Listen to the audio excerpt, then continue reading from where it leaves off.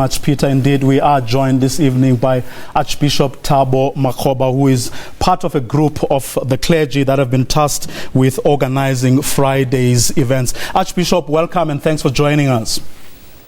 Thank you very much, and good evening to your members and listeners.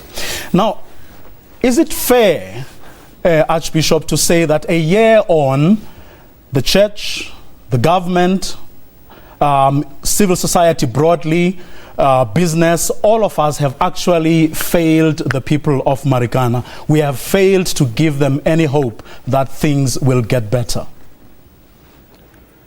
Well, as the man of the cloth, I can never lose hope and I can never tire in giving people hope.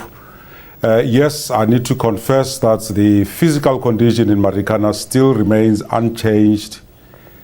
Yes, the transformation that was promised is still a dream. Yes, we do need to up the security there. The money lenders and those that are really robbing the hard-earned cash are still there. There is no obvious education on financial management.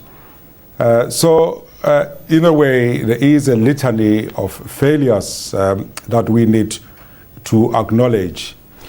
But we are a people of hope. Well, I guess the question is, you are now involved in organizing Friday's event. What do you hope to achieve by commemorating this incident a year on? I am part of the SACC, and the SACC, through some of our people on the ground in Gauteng in particular, are organizing the event. But as somebody that has Marikana very close to my heart, I would say what we want to achieve is to instill exactly what you began with, to say to the people of Marikana, don't lose hope. There is the Falam Commission happening, but there are things that ought to happen. And when you commemorate somebody, you are saying you are not forgotten.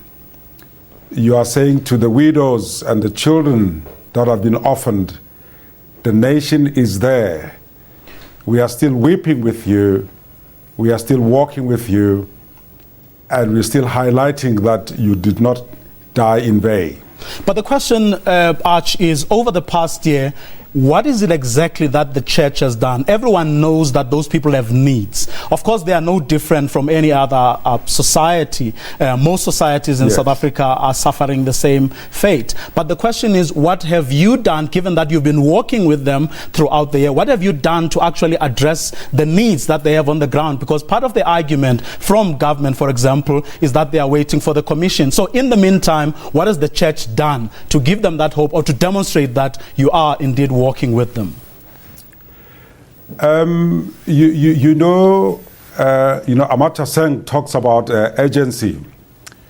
What we have done as the church is not just to give them food or to give them improved physical infrastructure, but we have worked alongside some of the workers and some of the local priests to give them the tools of analyzing their situation. The tools of saying you cannot allow hopelessness to overcome you. The tools of asking the right questions given their situation.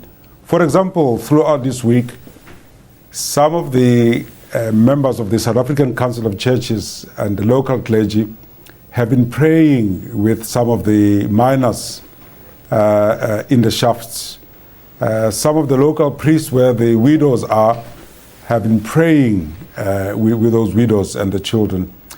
So spiritual support is not just a physical thing out there, but it is the intangible source that holds the people together.